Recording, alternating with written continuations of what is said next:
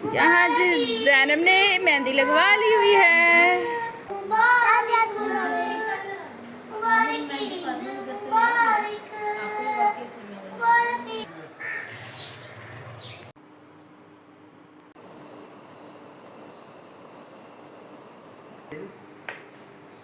क्या खा रहे हो? रेडी हो गए हैं। यहाँ जैनब ने मेहंदी लगवा ली हुई है।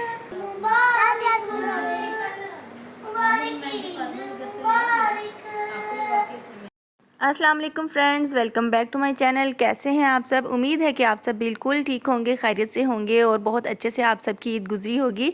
और आप सबको मेरी तरफ से बहुत ज़्यादा ईद की खुशियां मुबारक हों और अल्लाह ताला आपको ऐसी खुशियों भरी ईदें देखना नसीब फरमाए, आमीन। तो जी, आज का जो व्लॉग है चांद रात से स्टार्ट हो रहा है और ईद के पहले दिन के साथ हमने क्या क्या किया पहले दिन पे, वो सब भी आपके साथ शेयर करूँगी। तो चलिए स्टार्ट करते हैं आज का व्लॉग। और जी, हस्बे मामूल ईद का आगाज़ चांद रात से ही हो गया, ईद की तैयारियों का आगाज़, क्योंकि पता चल गया था कि कल रोज़ा नहीं होगा और ईद होगी, तो इसलिए फिर फटाफट से भागम भाग सारी चीज़ें करनी पड़ी।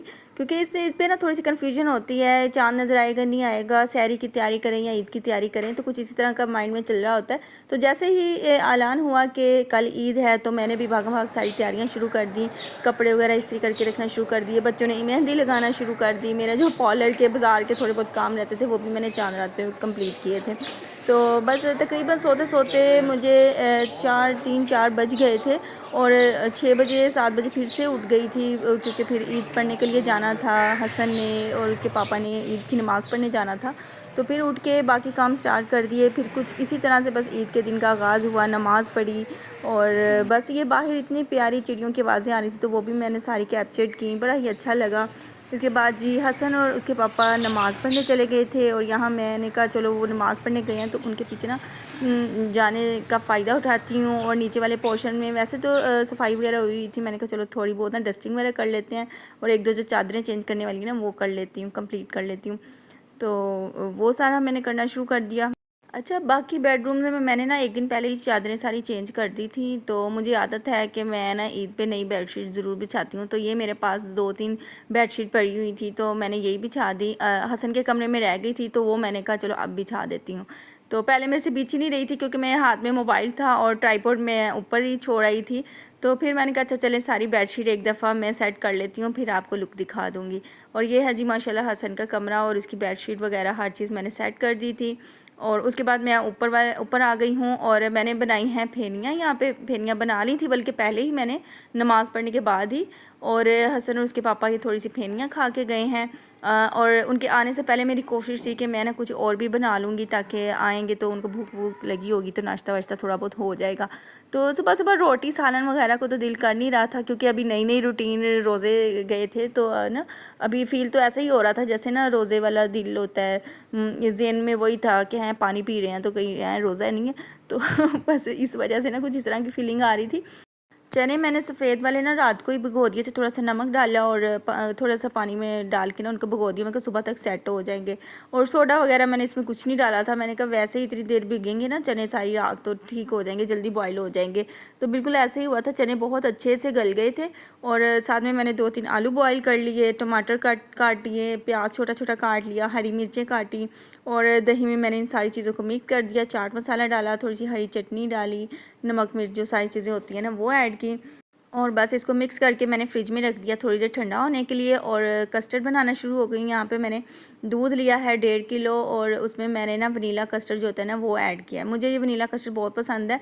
वैसे इस दफ़ा अनाया ना पूरा स्ट्रॉबेरी का बड़ा वाला जो डब्बा होता है ना कस्टर्ड का वो लेके आई थी और कह रही थी मैंने पिंक वाला ही खाना है, लेकिन पता नहीं क्यों मुझे ना ये वनीला वाला बहुत ज़्यादा पसंद है। मैंने कहा ये वैसे भी थोड़ा सा रह गया था, पहले से खुला हुआ था पैकेट में ना, तो मैंने कहा अच्छा चलो ये ख़त्म होगा ना तो अगली बार मैं आपको पिंक ही बना के दूँगी।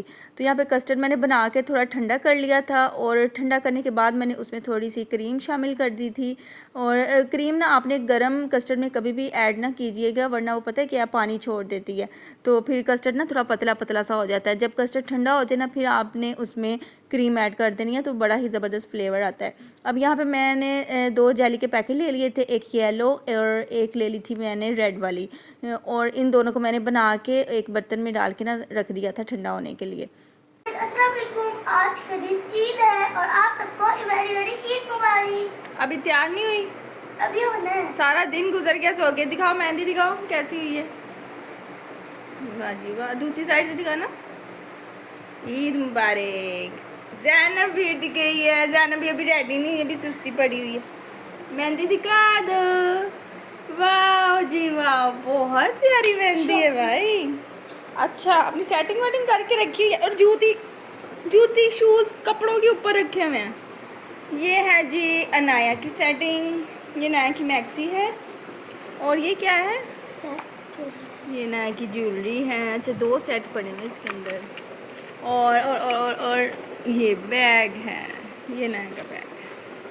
अच्छा, ये कैचर है। चलो तैयार होना ना, फिर दिखाना। और ये है जी ज़ैनब के कपड़े। ज़ैनब का पैंट कोट है और पैंट कोट के साथ ये नीचे शर्ट है, नेकलेस, सैंडल, कैचर। ये ज़ैनब की चूड़ियाँ हैं। ये है ज़ैनब का बैग। अच्छा जी, और ये है रुबाब की मैक्सी। भाई रुबाब ने भी अपनी सारी चीज़ें सेट करके रखी हुई हैं। रुबाब शूज़ नहीं रखे? शूज नीचे। अच्छा, शूज़ ये हैं। शूज़ गोल्डन, शूज़ सिल्वर है, इसके साथ गोल्डन टच होएगा। गोल्डन वाले पहनना। ये देखा जी, ये इसके बाजू पे सारा काम हुआ हुआ है। ये देखिए, और ये साथ में इधर बेल्ट है। ये इसका बैग है, ज्वेलरी है, कैचर है, ये सारी चीज़ें। हाँ, ये क्लच है, क्लच। चलें तैयार होके फिर आपसे मिलते हैं। और जी बच्चे भी उठ गए थे। बच्चों को मैंने थोड़ी लेट ही उठाया था और इनके पापा वगैरह भी आ गए थे नमाज़ पढ़ के, तो वो बस अपने अपने फ़ोन वगैरह में ईद मुबारक, खैर मुबारक कहने में मसरूफ़ हो गए थे। और यहाँ पे कस्टर्ड ठंडा हो गया था, जेली भी ठंडी हो गई थी। मैंने कहा चलो इसको सेट करके रख देते हैं। तो इस तरह मैंने एक लेयर जो थी ना नीचे जेली की लगाई, फिर कस्टर्ड लगाया, फिर जेली लगाई और फिर कस्टर्ड लगाया। और बनानास पड़े हुए थे वो भी मैंने उसमें डाल दिए। और मैंने इसके अलावा इसमें केक और फ्रूट और इसके अलावा और कुछ नहीं डाला। मैंने कहा थोड़ा सिंपल काम रखते हैं ना, तो वो ज़्यादा टेस्ट देता है। अगर ज़्यादा हम चीज़ें डाल देंगे ना, वो फिर ओवर ही हो जाता है थोड़ा सा। तो कभी कभी ना थोड़ा सा सिंपल भी खाना चाहिए, थोड़ा सा सिंपल भी कभी कभी अच्छा लगता है। तो यहाँ पे मैंने जेली भी इस तरह डाल दी, सेट कर दिया। और इसके बाद मैंने इसको फ्रिज में रख दिया। मैंने कहा चलो ये ठंडा हो जाएगा ना, तो फिर थोड़ी थोड़ी सी जो चीज़ें हैं ना, सबको मैं सेंड कर दूँगी। ये मेरा मतलब है कि सबके घर में भेज दूँगी।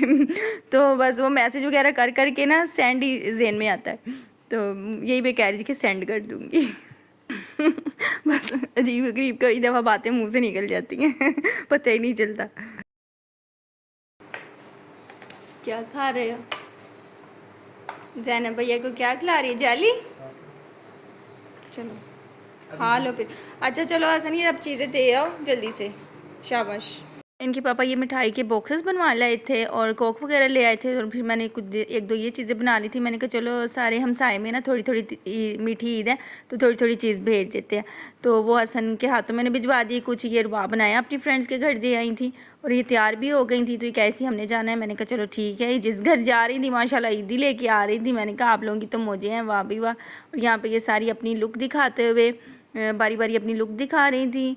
इसके बाद जी ये आ गई हैं अपने पापा से ईदी लेने के लिए। लो जी आ गई हैं भाई, आ गई हैं ईदी लेने, आ गई। बाद में कर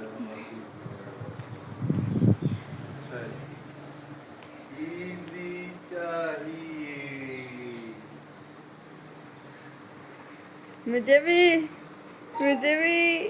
thank you Baba ji. 2000। Thank you Baba ji. Thank you Baba जी।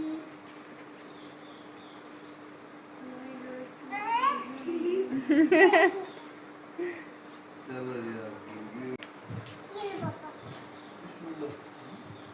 मना करना मेरी तरफ। रुबाब ईदी को घूरते हुए, अपने परस में डालते हुए। मामू के भी दे दे।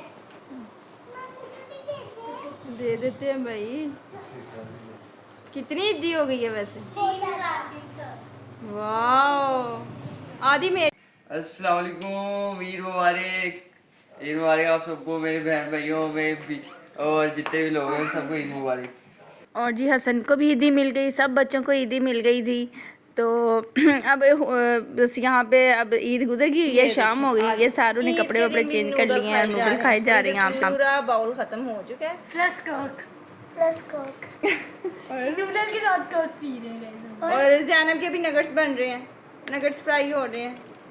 भूख लग गई है जैनब को बहुत। और जी दोपहर को मैंने बना ली थी चिकन कढ़ाई, लेकिन वो किसी ने खाई नहीं, बस इधर उधर की चीज़ें खाते रहे हैं, तो वही रात को डिनर हो गया था।